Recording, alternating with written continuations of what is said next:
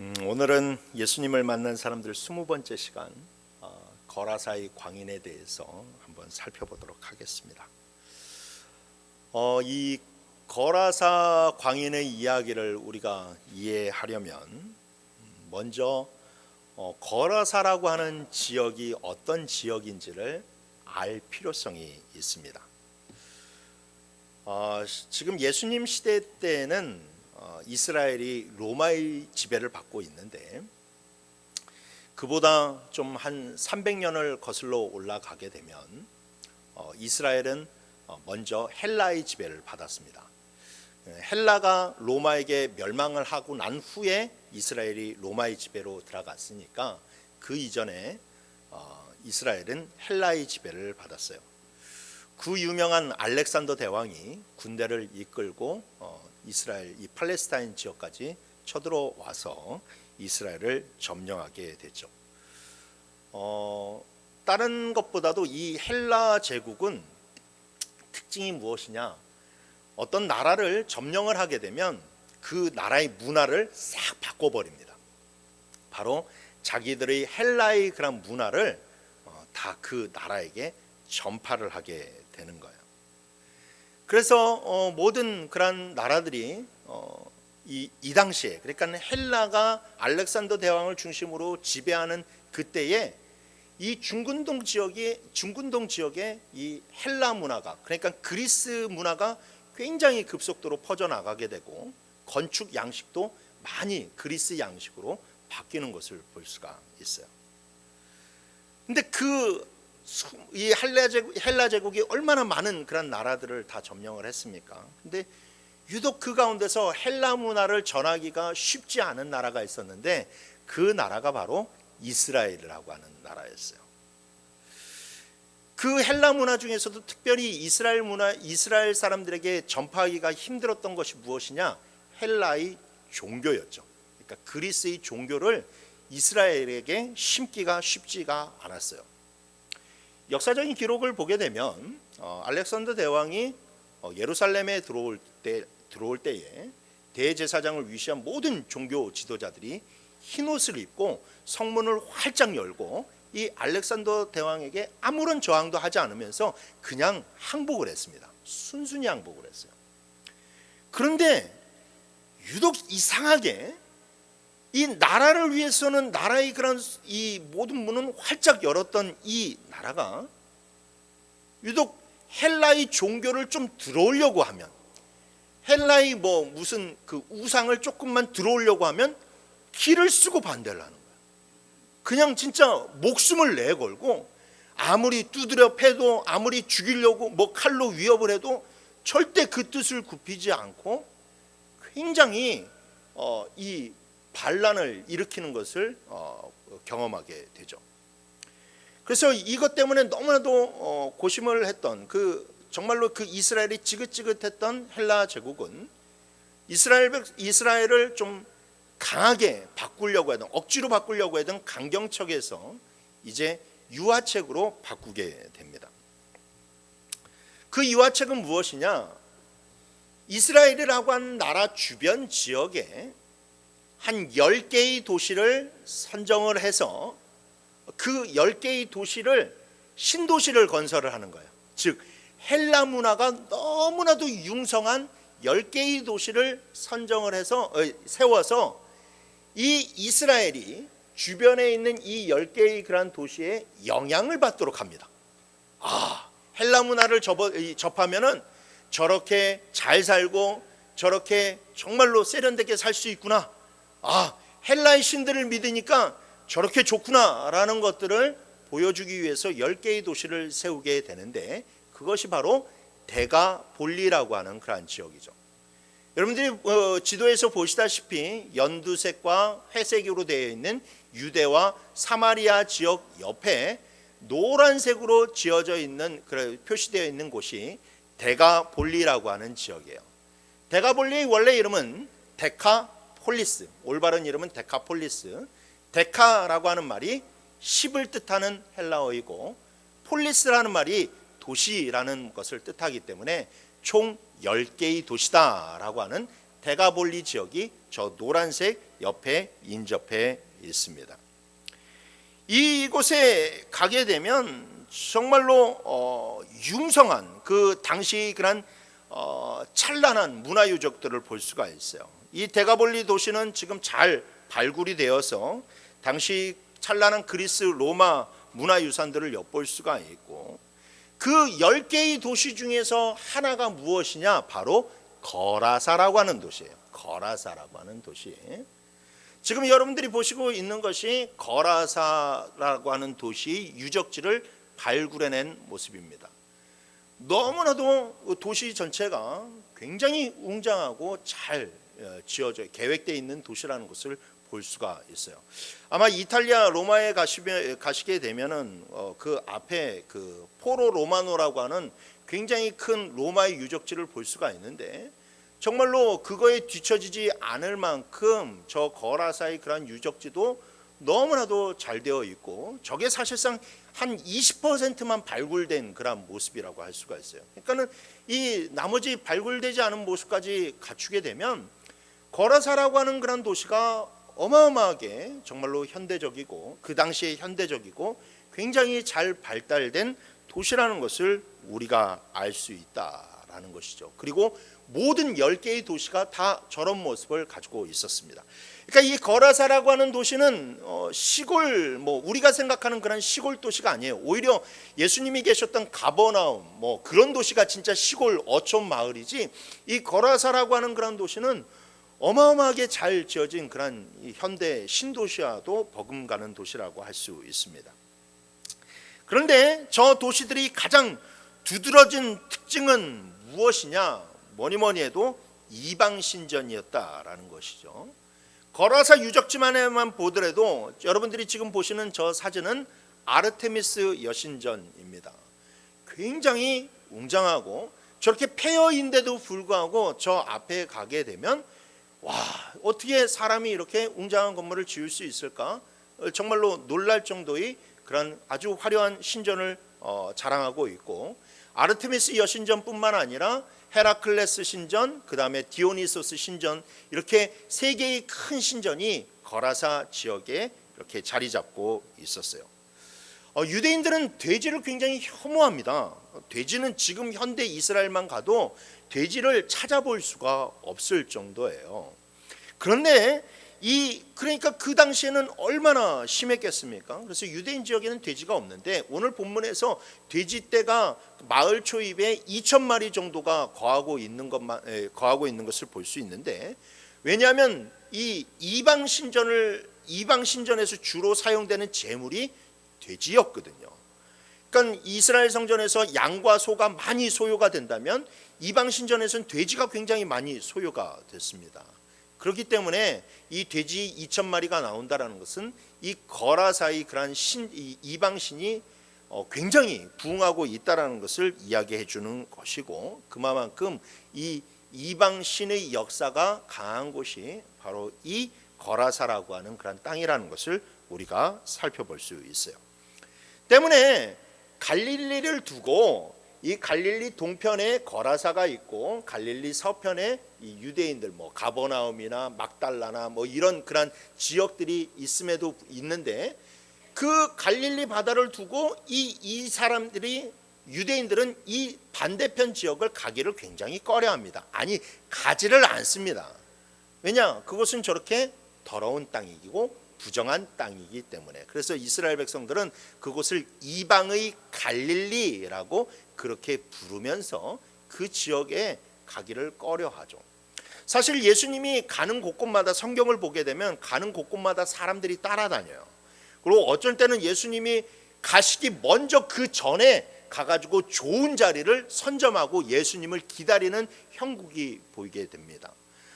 요즘 보게 되면 아이돌 스타라든지 그런 사람들이 보게 되면 외국으로 출국을 한다라고 그러면 이미 팬들이 거기 그 비행장에 공항에 나와가지고 그 사람을 보려고 하거나, 아니면 아이들이 막 이렇게 돌아다니게 되면 그 돌아다니는 곳곳마다 따라다니고 먼저 가 있는 것을 볼 수가 있는데, 당시의 사람들도 유대인들도 예수님을 그렇게 추종을 하고 많이 따라다녔어요.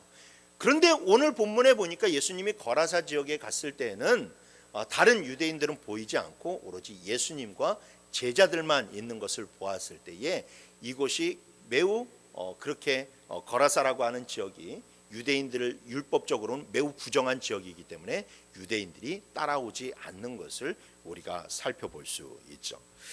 그런데 그런 거라사 지역에 예수님이 우리가 읽지는 않았지만 이 5장 전에 보게 되면 4장 35절 말씀에 보게 되면 그날 저물 때에 제자들에게 이르시되 우리가 저편으로 건너가자라고 말씀하시는 장면이 나오죠. 그러니까 이 저편이 어디냐? 바로 이 갈릴리 건너편인 거라사 지역이고 예수님이 제자들에게 우리가 저기로 가자라고 하는 그러한 장면이 나오는 것을 볼 수가 있어요.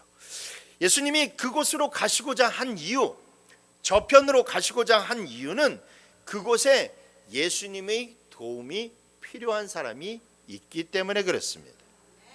오늘 주인공은 등장부터가 심상치 않아요. 그는 무덤에서 살고 있고 매일마다 정말로 괴성을 지르고 있으며 손목과 발목에는 끊어진 쇠사슬이 달려 있었습니다. 그는 단순한 정신 이상자가 아니라 귀신에 사로잡혀서 미쳐서 날뛰던 사람이었어요. 그러나 예수께서 그를 만나 주셨을 때에 그는 변화되었고 그는 완전히 새로운 인생을 살게 되었습니다. 그래서 오늘 우리는 이 본문을 통해서 이 놀라운 만남이 우리에게 어떤 메시지를 던져주는지 한번 살펴보고 그 가운데서 함께 은혜를 나누기를 원합니다. 첫 번째로 사단은 이 세상에 존재하는 실체적 존재임을 믿으시길 바랍니다. 사단은 이 세상에 존재하는 무슨 존재다? 실체적 존재이다. 자, 따라해 보십시오. 사단은 내 옆에 있다. 사단은 내 가정에 있다. 사단은 우리 교회에 있다. 여러분들 믿으십니까? 믿으셔야 돼요. 오늘 본문은 이 세상에 사단의 권세가 얼마나 크게 판을 치고 있는가에 대해서 우리에게 경고를 던져주고 있어요. 본문의 주인공은 그 안에 더러운 귀신, 특별히 군대 귀신이 들린 사람이었습니다. 예수님이 너의 이름이 무엇이냐라고 하니까 우리의 이름은 군대입니다 라고 이야기를 하게 돼요. 이 군대라고 하는 말이 헬라어로 레기온이라고 하는 그런 말입니다. 이 레기온은 당시 그런 로마 군대 조직을 가리켜요. 우리나라 군대 보면 대대, 소대, 대대, 연대, 군단 이렇게 쭉쭉 올라가듯이 이 로마의 그런 책에도 군단이라고 하는 레기온이라고 하는 그런 단위가 있는데 이 레기온이라고 하는 단위는 군인 6,000명으로 구성되어 있는 군단을 가리키는 말이에요. 그러니까 한 사람 속에 적어도 6,000마리나 되는 그런 귀신이 그 안에 자리 잡고 있었다라는 것이죠. 근데 여러분 이것은 무엇을 이야기하느냐? 바로 그 거라사 지역이 어떤 영적인 상태에 있는지를 잘 드러내주는 말이라는 거예요. 여러분 초대에도 말씀드렸다시피 그곳은 웅장한 이방 신상들이 즐비하는 곳이 바로 거라사라고 하는 지역이었습니다. 그런데 그냥 신전만 많을 뿐만 아니라 이 도시 전체가 온통 이 이방신들로 가득한 그런 도시였다라는 거예요. 이제 사진을 보시게 되면 저게 거라사로 들어가는 입구입니다. 거라사로 들어가는 입구. 근데 그 가운데 문과 옆에 좁은 문 위에 보게 되면 이렇게 홈이 파져 있는 것을 여러분들 보실 수가 있어요. 그곳이 바로 어떤 곳이냐? 이방 신상들이 그러니까 그 도시를 지켜주는 그런 수호신들을 그 석상을 거기에다가 얹어 놓는 거예요. 그리고 그 다음 사진을 보시게 되면 거라사의 극장을 보실 수가 있어요. 극장의 그런 무대 뒤편에도 아까와 같이 똑같은 홈들이 파져 있는 것을 볼 수가 있죠. 그 홈 안에도 그 신상들이 거기에 있었던 것을 볼 수가 있습니다. 그 다음에 그 다음으로는 거라사의 분수대입니다. 그래서 당시에 거라사의 그런 모든 많은 남녀들이 저기에서 데이트도 했을 것이고, 어린아이들도 뭐 엄마들이 어린아이들 유모차 끌고 와가지고 저기에서 한가롭게 이제 분수대에서 물을 즐기면서 더위를 식히고 있었겠죠. 그런데 저 분수대 뒤에도 수많은 그런 이 홈들이 파져 있는 것을 볼 수 있지 않습니까? 저기에 뭐 비너스 여신, 니케 여신, 그 다음에 뭐 큐피트, 뭐 할 것 없이 그런 많은 그런 신상들이 저기에 있었다라는 것이죠. 그러니까 한마디로 말해서 도시 전체에 어디를 가든지 다 이방 신상들이 있었고, 이방 신이 관여하지 않은 곳이 없을 정도로 이 거라사 지역은 정말로 영적 상태가 처참하게 이룰 수밖에 없었다.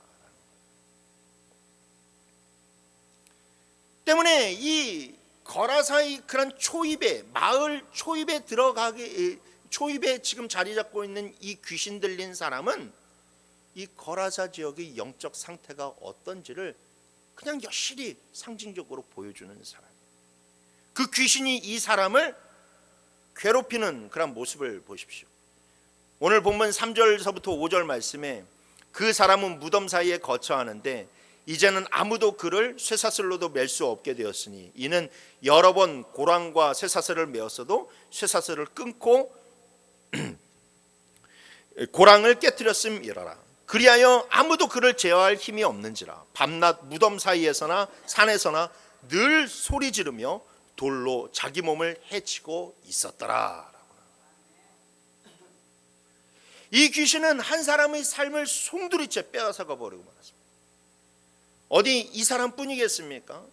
이 사람은 그냥 직접적으로 귀신이 들었을 뿐이지, 영적으로 보게 되면 그 거라사에 있는 그런 모든 지역의 사람들, 매일마다 이방신전에 찾아가서 정말로 제사를 드리고 그 돼지를 키움으로 해서 먹고 사는 사람들, 그리고 그 안에서 이방 문화를 즐기는 모든 사람들이, 거라사의 거민들이 다 사단의 종으로 살아가고 있다. 그래서 사단은 이 사람을 이 지역을 점령하기 위해서 마을의 그런 초입, 이 도시의 그런 초입에다가 이 군대 귀신을 이 한마디로 해서 보초병처럼 세워둔 거예요. 보초병처럼. 여러분들이 만약에 어떤 외딴 곳에서 나 이제 더 이상 아파트 살기가 너무나도 힘들어라고 생각이 들어서 외딴 곳에다가 산을 하나 사고 그 산 깊은 곳에다가 집을 아주 좋게 지어가지고 혼자 살아가고 있는 거예요. 그러면 여러분들 그 전원주택을 딱 짓고 거기에서 살아가실 때 여러분들 무엇을 해야 되겠어요?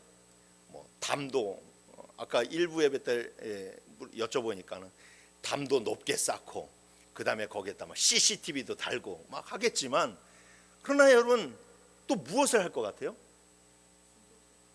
그렇죠. 진돗개는 안 돼. 진돗개는 조금 그렇고, 저 같으면 막 그냥 등치가 막 이만한 막 그냥 개를 키워가지고 나한테는 막 꼬리를 살랑살랑 흔들지만 그런 그 타인이 왔을 때 모르는 그런 낌새만 하면 아주 험상궂은 그런 이 으렁거리면서 이 덤벼들 수 있는 그런 개를 한 마리 키울 거 아니겠습니까?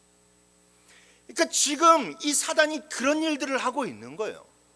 한 사람에다가 이 군대 귀신, 사나운 그런 군대 귀신, 진짜 누구도 제어하지 못하는 그런 사람을 그 마을의 그런 초입에다가 세워두고 자기가 그 거라사 지역을 완전 장악하고 있다라는 것을 볼 수 있죠.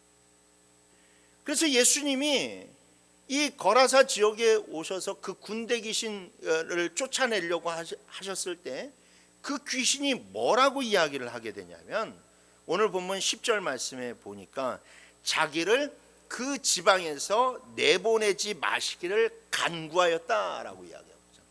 그 지방에서, 그러니까 자기가 이 사단의 그런 목적은 지금 그 한 사람이 아니라, 그 귀신 들려 있는 그 한 사람이 아니라 자기가 지금 그 사로잡고 있는 거라사 지역을 움켜쥐고 있는데 그 지방에서 쫓아내지 마시기를 간구하고 있다라는 겁니다.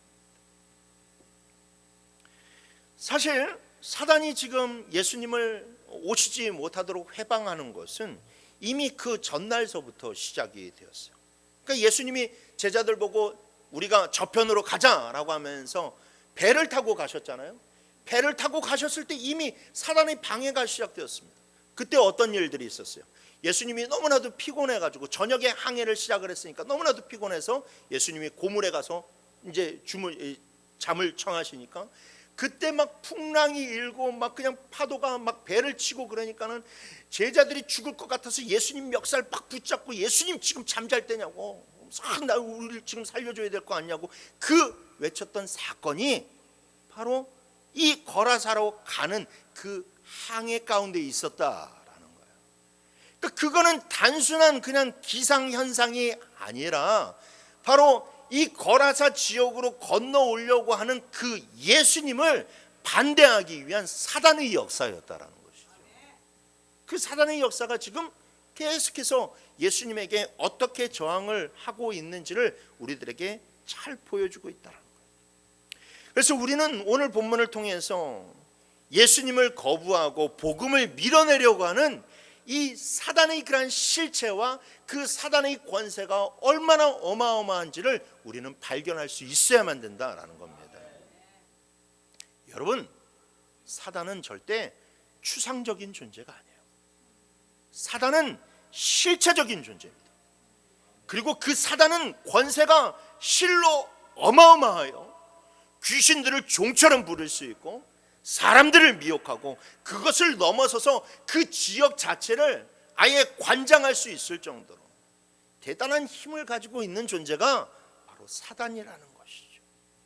여러분, 꼭 귀신 들린 사람, 귀신이 들려서 막 날뛰어야만 사단의 역사가 아닙니다. 그런 사람만 사단에게 사로잡힌 사람이 아닙니다. 오늘 이야기 말미에 보게 되면 거라사 지방의 사람들이 예수님을 거부하고 예수님을 밀어내게 되는데 그 이유가 뭐겠어요? 다 그 영들이 사단에게 사로잡혀 있기 때문에. 사단에게. 여러분, 오늘날 교회가 왜 자꾸만 약해져 가고 오늘날 왜 믿음 있는 성도들이 자꾸만 줄어만 가고 있을까요? 교회와 성도가 사단에 대해서 너무나도 무관심하기 때문에 그렇습니다. 사단을 너무나도 실체적인 그런 존재로 심각하게 다루지 않기 때문에 그렇습니다. 자꾸만 교회 가운데 사단, 마귀, 귀신이라고 하는 단어가 점차 사라지고 있어요. 점차 언급되지 않고 있어요. 뭐 세련된 것만 찾고 그 다음에 뭐 괜히 뭐 마귀를 쫓아내고 귀신을 쫓아내고 사단의 역사를 방해하는 그런 것을 기도를 하는 것을 이상하게만 여겨지는 그런 교회의 그런 행태가 점점 풍겨지고 있다는 거예요. 세상에서는 오히려 세상이 귀신에 대해서 더 많이 이야기합니다. 얼마 전에 뭐 인기를 얻었던 영화 중에서 무슨 파묘라고 하는 그런 영화가 있는데 여러분, 세상이 더 귀신에 대해서 이야기하고 있어요. 그런데 교회는요, 점점 귀신에 대해서 이야기하지 않습니다. 사단에 대해서 이야기하지 않습니다. 사랑 중요하죠. 헌신 중요하죠. 믿음 중요하죠. 그러나 여러분, 실체적으로 우리가 믿음을 이야기하는 이유가 무엇입니까? 사랑을 이야기하는 이유가 무엇입니까? 사단과 맞서 싸우기 위해서 그런 거 이야기하는 거예요. 여러분, 사단은 실체적인 존재예요. 실체적인 존재. 그런데 그 사단의 존재를 너무나도 과소평가하고 추상적으로만 대하니까 교회가 힘을 잃어가는 거예요. 성도들이, 믿음 있는 그런 성도들이 점점 적어져만 가는 겁니다. 사도 바울이 에베소서 2장 2절에 이렇게 이야기합니다. 우리 다 같이 에베소서 2장 2절 읽어봅시다. 시작.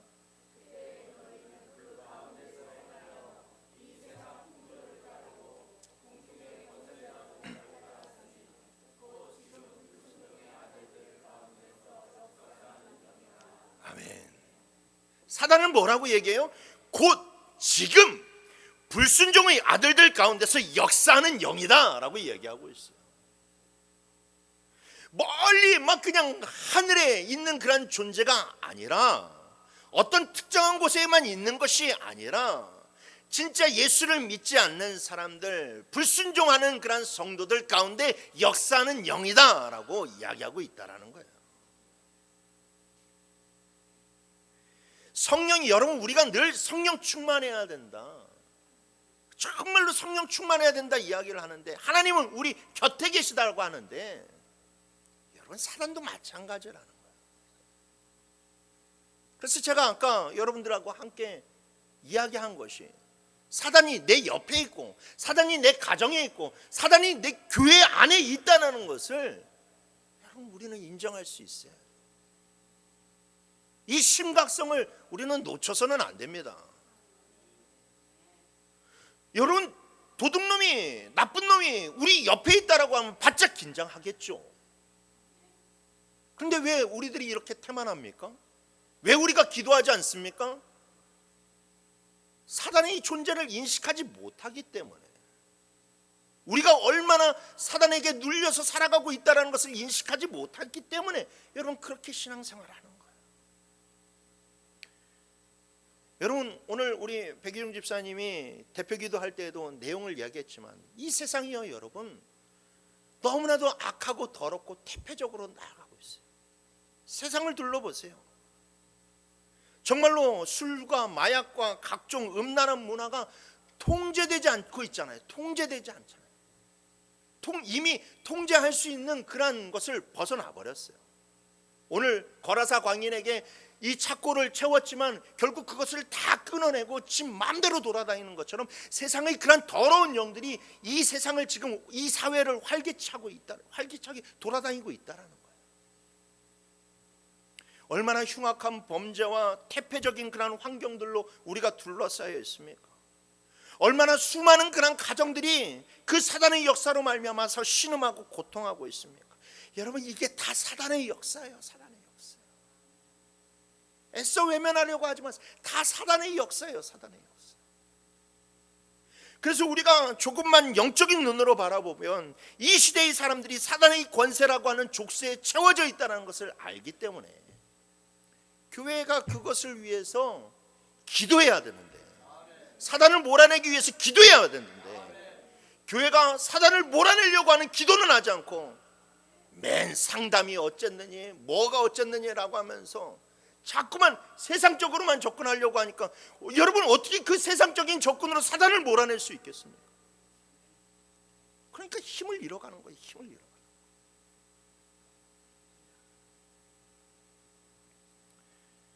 여러분, 우리가 그렇게 영적으로 눈이 띄게 되고 이 세상을 바라보게 되면, 사단이 이 세상을 지배하고 있는 사단의 권세가 얼마나 크다라는 것을 깨닫게 되면서, 동시에 우리 자신이 얼마나 초라한지를 알게 됩니다. 과연 이 암울한 현실 속에서 교회는 존속될 수 있을까? 과연 이 험악한 세상 가운데서 나는 내 믿음을 지킬 수 있을까? 아니, 나를 넘어서서 내 자녀들은, 내 손자들은 과연 믿음을 지키면서 신앙생활 할 수 있을까? 여러분, 걱정되지 않으세요? 세상이 더 깨끗해지겠습니까? 세상이 더 영적으로 맑아지겠어요? 아니잖아요. 세상은 점점 더 어두워질 겁니다. 세상은 점점 더 타락해져 갈 거예요. 그러면 도대체 여러분, 지금 우리보다도, 그냥 겉으로 보았을 때 우리보다도 믿음이 연약한 그 다음 세대들이 어떻게 그들이 그 가운데서 믿음을 지켜낼 수 있을까요? 어떻게 그들이 교회를 지켜낼 수 있겠습니까? 여러분, 이게 우리의 고민이 돼야 돼요. 이게 우리의 고민이 돼야 돼요. 이 사단이 활개치는 이 세상 가운데서 우리는 어떻게 교회를 계속해서 지켜낼 수 있고, 우리 그런 다음 후손들을 지켜낼 수 있을까? 그러면 어떻게 해야 될까요? 오늘 본문은 그것에 대한 분명한 해답을 제시해 줍니다. 그것은 바로 무엇이냐? 예수의 권세를 의지하면서 살라는 거예요. 사단을 깨트릴 수 있는 그런 권세는 사단을 제압할 수 있는 권세는 오로지 예수에 있기 때문에 그 예수의 권세를 의지하면 된다는 겁니다. 여러분, 사단이요, 예수님이 오시고자 하는 그런 배를 못 오게 하려고, 건너오지 못하게 하려고 풍랑을 일으켜서 그 배를 뒤집으려고 했으나 어떻게 되었습니까? 예수님이 말씀 한마디로 말미암아서, 그것을 꾸짖음으로 말미암아서 풍랑이 모두 다 사그라들고 말았어요. 사단이 아무리 한 사람에게 군대 귀신을 6천 마리가 되는 그런 군대 귀신을 그 안에다 집어넣고 날뛰게 하고 수많은 그 도시에 있는 사람들이 그를 제어할 수 없어서도 예수님이 명령 한마디를 하심으로 말미암아서 그 더러운 귀신들이 다 쫓겨나가 버리고 말았어요. 돼지떼에 들어가서 죽음 몰살할 수밖에 없었다라는 거예요. 그래서 우리는 분명하게 알아야만 됩니다. 이 사단의 역사를 그칠 것은 오로지 예수의 권세밖에 없다라는 거예요. 아멘. 여러분, 어느 시대나 그랬듯이 인생은 결국 영적 싸움이에요. 영적 싸움. 사단이요, 여러분, 우리 하나님이 어제나 오늘이나 내일이나 계속 계시는 것처럼 사단도요, 여러분, 어제나 오늘이나 내일도 계속 있을 거예요. 그러므로 성도의 신앙생활은요, 여러분, 늘 치열한 영적 싸움이 되어야만 된다. 사단의 공격으로부터 내 자신을 지켜내고, 사단의 공격으로부터 내 자녀들을 지켜내고, 내 가정을 지켜내고, 내 교회를 지켜내는 그 영적 싸움이 결국 우리가 맞닥뜨려진 현실이고, 그게 바로 우리들이 신앙생활이라는 겁니다. 여러분, 우리는 이제 우리가 그동안 마귀를 너무나도 편하게 해주었다는 것을 인정할 수 있어야만 됩니다. 마귀는 우리 가운데서 너무나도 편안하게 살아가고 있었어요. 여러분, 복음이 선포되고 하나님을 찬양하고 기도하는 성도들이 깨어있을 때 사단은 괴로워서 쫓겨나갈 수밖에 없어요. 범죄자가 경찰이라고 하는 말 소리만 들어도 두려워하고 벌벌 떨듯이 사단도 예수의 이름만 들으면 여러분 정말로 벌벌 떨게 되어 있습니다. 그리고 예수의 권세를 부르짖고 의지하는 자들 앞에서는 괴로워서 떠나갈 수밖에 없다라는 거예요. 여러분, 우리는요 절대 사단 때문에 우리가 괴로워해서는 안 돼요. 우리가 고함 질러서 안 돼요. 우리가 그 사단에 억눌려 있어서는 안 됩니다. 사단이 오히려 여러분 때문에 고함 질러야 되고, 사단이 오히려 여러분들 때문에 괴로워할 수 있어요. 사단이 여러분 때문에 쫓겨나갈 수 있어요. 그러려면 여러분, 우리가 깨어서 기도하는 것 위에, 깨어서 예수의 권세를 의지하는 것 위에 답이 없습니다. 그런데 여러분, 어찌 우리가 태만히 신앙생활할 수 있겠습니까? 어찌 기도하지 않을 수가 있겠어요? 그러니 여러분, 이 신앙생활이, 이 영적 신앙생활이 치열함이 사라지면요, 결국 사단이 그 자리를 틈타게 되고 우리는 괴로워할 수밖에 없고 신음할 수밖에 없고 정말로 힘들어할 수밖에 없다는 이 사실을 여러분들 잊지 마시고 늘 깨어있는 신앙생활과 지치지 않는 경건생활로 여러분들이 삶에 틀어박혀 있는 모든 사단을 내어쫓는 자들이 되기를 주님의 이름으로 축원합니다. 두 번째로, 주님은 한 영혼을 천하보다 귀하게 여기심을 반드시 기억하시길 바랍니다. 자, 오늘 본문의 주인공은 사람들에게 버림받는 삶을 살았어요. 모든 사람들이 포기한 인생이었고 심지어 가족들도 그를 버렸어요. 여러분, 이 사람이 지금 왜 무덤에서 먹고 자고 하고 있겠어요? 가족이 버렸기 때문에 그렇습니다. 가족조차도 그를 품을 수 없었기 때문에 그래요. 아마도 대부분의 사람들이 이런 미친 사람을 보게 되면 전혀 가치가 없다라고 생각할 것입니다.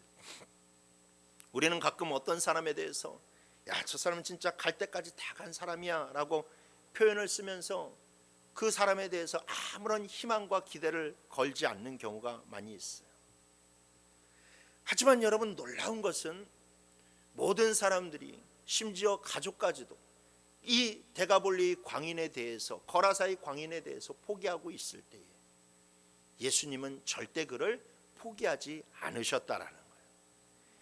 예수님이 이미 호수 건너편에서부터 그가 그 밤새도록 부르짖고 괴로워하는 그 호소를 들으시고 그 영혼을 치유하시려고, 그 영혼을 자유케 하시려고 폭풍우를 뚫고 그곳으로 건너가셨다라는 것이죠. 예수님이 그곳에 도착하니까 마귀가 물었습니다. 오늘 본문 7절 말씀해 보니까 큰 소리로 부르짖어 이르되 지극히 높으신 하나님의 아들 예수여, 나와 당신이 무슨 상관이 있나이까? 원하건대 하나님 앞에 맹세하고 나를 괴롭히지 마옵소서. 이 말은 이런 말입니다. 마귀가 예수님에게,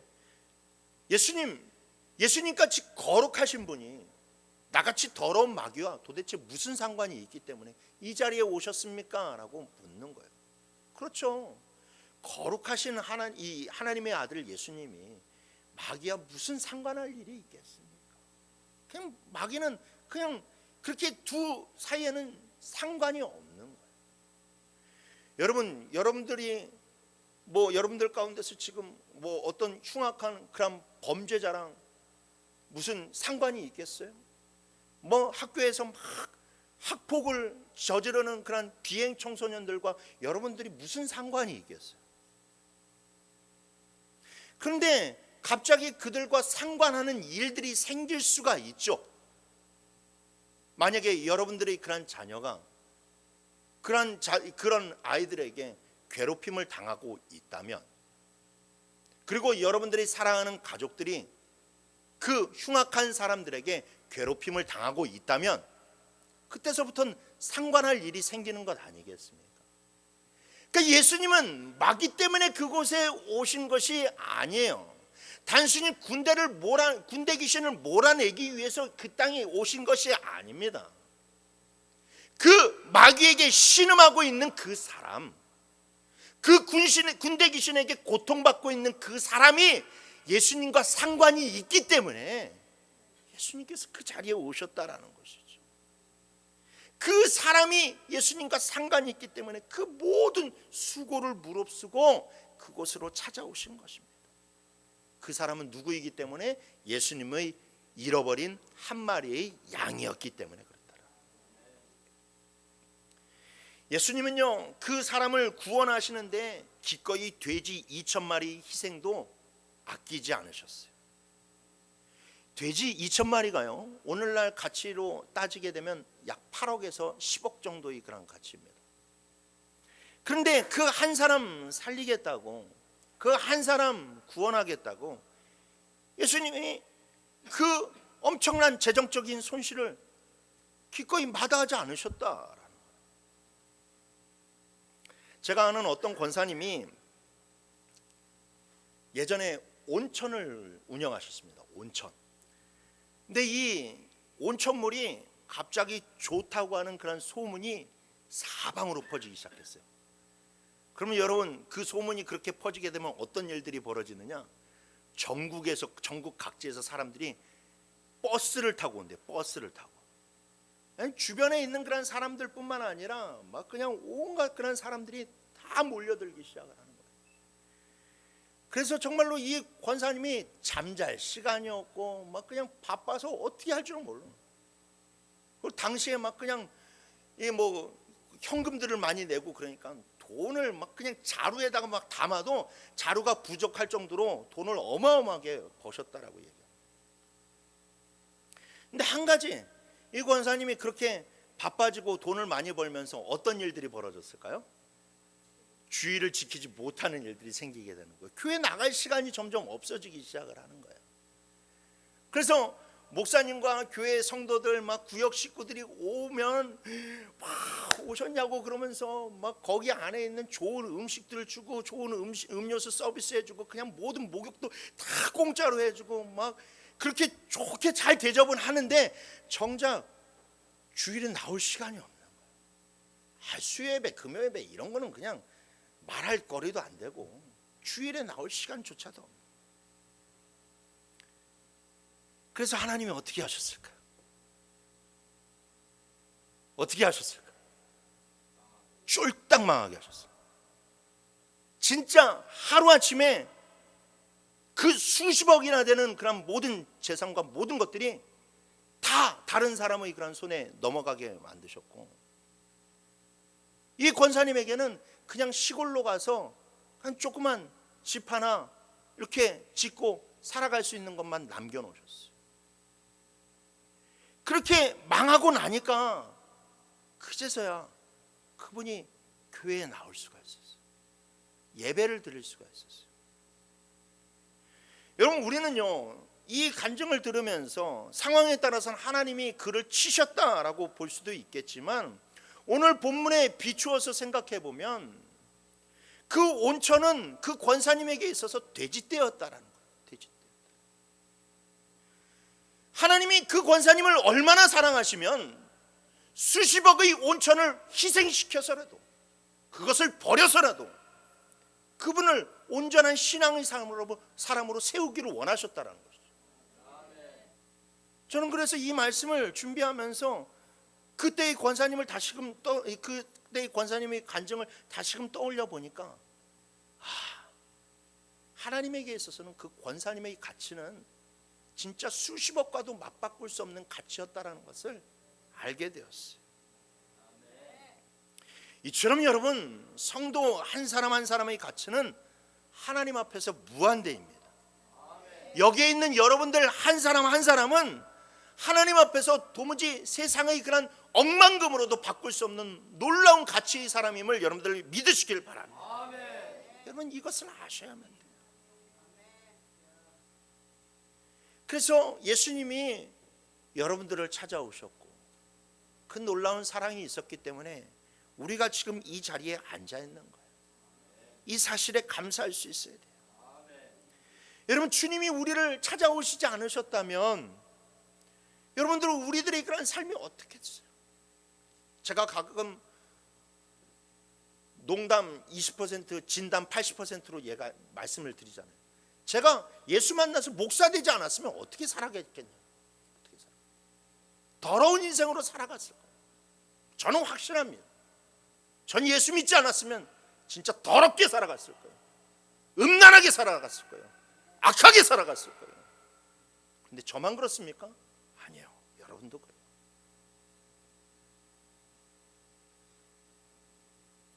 그러니 여러분, 우리가 이 자리에 앉아서 한 사람은 목사가 되어서 말씀을 전하고, 여러분들은 성도가 되어서 그 말씀을 듣고 있습니다. 이것이 여러분 얼마나 복되고 감사한 일입니다. 오늘날 우리는 돈과 숫자로 사람의 가치와 등급을 매기는 시대를 살아가고 있어요. 연봉을 많이 받는 사람이 연봉을 적게 받는 사람보다 훨씬 더 중요하고 가치 있는 사람으로 역임을 당하고 있고, 팔로워 수가 많은 사람이 팔로워 수가 적은 사람보다도 훨씬 더 가치 있고 존귀한 사람으로 평가받는 그런 시대를 우리는 살아가고 있어요. 하지만 여러분, 하나님의 평가는 다릅니다. 주님을 만나서 변화된 사람이 가치 있는 사람이고, 주님을 만나지 못한 사람이 세상에서 가장 불쌍한 사람이라는 거예요. 그래서 우리는 우리 자신이 이렇게 가치 있는 사람이라는 것을 믿어야 되고, 그리고 이 가치 있는 사람이라는 것을 믿는다면 이제는 우리는 어떻게 해야 될까요? 그 가치에 걸맞는 삶을 살아야만 된다라는 거예요. 가치에 걸맞는 삶을 살아야 돼요. 그렇다면 가치 있는 인생은 무엇입니까? 첫째로 잘못된 삶을 청산하고 적극적으로 예수를 모시는 삶을 살아가야만 됩니다. 그게 여러분 예수를 믿는 가치 있는 삶이에요. 예수님이 마을 초입에 있는 군대 귀신을 쫓아내신 것은 결국 예수님의 의중이 뭐겠어요? 이제 거라사에 가서 이 거라사의 그런 귀신들을 쫓아내겠다라는 거예요. 악한 것들을 몰아내겠다라는 거예요. 그런데요, 이상하게도 예수님이 군대 귀신을 몰아내셨을 때 거라사의 거민들이 예수님을 거부합니다. 오히려 예수님이 들어오시지 못하게, 예수님 가세요. 네, 알겠습니다. 가세요. 라고 하면서 예수님을 배에다 태워요. 왜 그랬을까요? 오늘 본문에 보니까 그들이 예수님이 그 사람에게 하신 일과 돼지가 죽어가는 일들을 들은 후에 이 사람들이 태도가 변했다라고 이야기하고 있잖아요. 그러니까 예수님이 그 돼지 2,000마리나 죽이는 것 광경을 보게 되면서 야, 저분이 이 마을로 들어가면 도대체 어떤 일이 벌어질지를 모른다라는 거죠. 두려움에 휩싸이게 됐다라는 거예요. 내 것을 또 잃지는 않을까, 우리가 지금 움켜잡고 있는 이런 것들을 정말로 손해를 보지 않을까, 그 세상의 경제적인 그런 손해 앞에서 그들은 두려움에 휩싸여 예수님을 다시금 돌려보냅니다. 이 하나님의 복과 은혜를 걷어차버리는 얼마나 어리석은 행동인지를 여러분들은 아실 수 있잖아요. 사랑하는 성도 여러분, 여러분 자신이 예수님과 상관 있는 사람이라고 믿으신다면 여러분, 우리 안에 있는 더러운 것들을 청산하고 예수님과 함께 시작하는 거룩한 삶을 시작하시길 바랍니다. 여러분들이 삶 속에 있는 예수님이 기뻐하지 않는 일들은 청산하세요. 그리스도로 옷 입으시길 바랍니다. 그래서 이 세상이 주는 이득을 구걸하면서 사는 것이 아니라, 세상의 지배를 받으면서 살아가는 것이 아니라 오로지 하나님께서 부어주시는 복과 은혜를 누리면서 자유하게 살아가는 여러분들이 되시길 주님의 이름으로 축원합니다. 아멘. 두 번째로, 그리스도를 증거하는 삶이 가치 있는 인생임을 믿으시길 바랍니다. 아멘.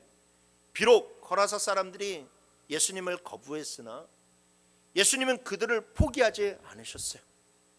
그래서 예수님은 귀신에게서 온전하게 된 사람에게 사명을 주셨습니다.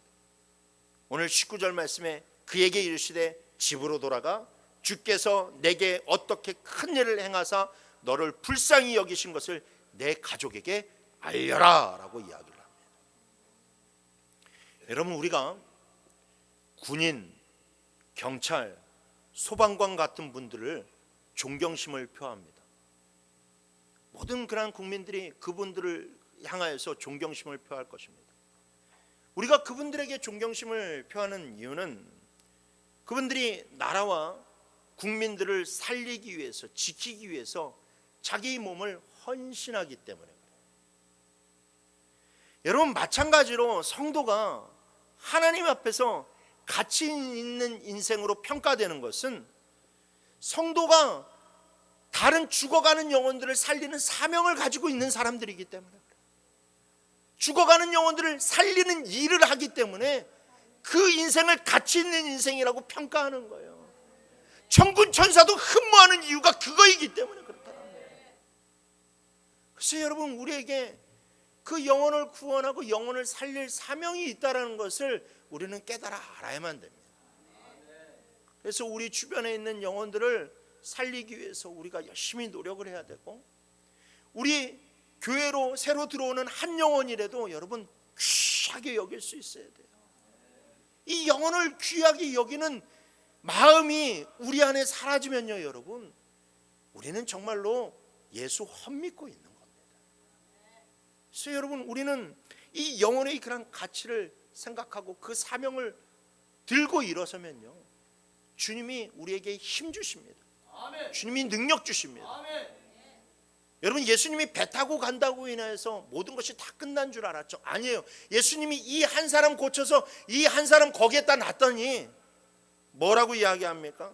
오늘 마지막 말씀 보니까 그가 가서 예수께서 자기에게 어떻게 큰 일을 행하셨는지를 데가볼리에 전파하니 모든 사람이 놀랍게 여기더라. 이 사람이 가정만 변화시킨 것이 아니라, 거라사만 변화시킨 것이 아니라 데가볼리 10개의 지역을 돌아다니면서 주님의 복음을 전했더니 이 사람이 놀랍게 쓰임을 받았다라는 거예요. 여러분, 예수의 권세가 이토록 엄청납니다. 주님이 우리에게 맡겨주신 선물이 엄청나다라는 거예요. 그러니 여러분, 우리가 어찌 이 예수의 권세를 썩힐 수 있겠습니까? 이제 말씀을 마치겠습니다. 언제나 사람들로부터 미친놈이라고 소리를 듣던 한 사람이 예수를 만나서 인생의 새로운 인생을 살아가게 되고, 또 예수의 권세를 부여받아서 놀라운 사람 살리는 인생을 살아가게 되었어요. 여러분, 이것은 우리에게도 똑같은 것임을 믿으시길 바랍니다. 주님은 우리를 만나 주셨습니다. 주님은 우리에게 예수의 권세를 붙들어 주셨습니다. 이 권세 가지고 우리 가정 가운데 있는 사단의 역사, 우리 교회 가운데 있는 사단의 역사, 우리 광연 지역에 있는 사단의 역사 몰아내라고, 그 사단이 괴로워서 울부짖으면서 떠나가게 만들라고 주님이 그 놀라운 선물을 우리들에게 주셨습니다. 그런데 여러분, 우리가 어찌 예배하지 않겠습니까? 우리가 어찌 기도하지 않겠습니까? 우리가 어찌 전도하지 않겠습니까? 여러분들, 이 놀라운 그런 사명을 믿으시고 그 예수의 권세를 힘입어서 이 세상 속에서 가치 있는 인생을 살아가는 우리 모두가 되기를 주님의 이름으로 축원합니다.